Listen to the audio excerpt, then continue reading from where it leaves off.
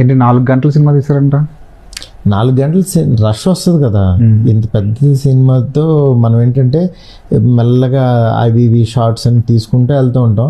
నా దగ్గర ఇంకా గంట సినిమా ఉంది. 3 గంటల సినిమా అంటే హర్రర్ సినిమాల్లో ఇదే ఇంత లెంత్.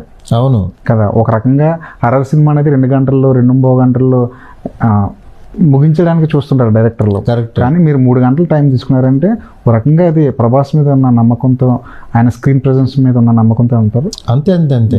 ప్రభాస్ గారు ఆయన ప్రతిదీ చాలా డీటెయిలింగ్ అడుగుతారు. అంటే 100 సార్లు మన డీటెయిలింగ్, ఆ డీటెయిలింగ్ చెప్పేటప్పుడే మన బ్రెయిన్లోకి ఇంకా అది ఫిక్స్ అయిపోద్ది. 10 సార్లు మాట్లాడితే బట్టి పట్టడం అంట, ఆ బట్టి పట్టిస్తారు. ఇక దానికి తెలియకుండా మనకి లోపలికి వెళ్ళి కూర్చుంటుంది ఆ సీన్, కానీ అది మొత్తం ఇంపాక్ట్ ఇస్తుంది. అలాగా నాకు ఈ సినిమా చాలా నేర్పించింది. బాగా చేశారు ఆయన కూడా. అంటే రాజాసాబ్లో అంటే మా ఇద్దరిది అంత జెల్ అయిన డిస్కషన్ ఉండేది.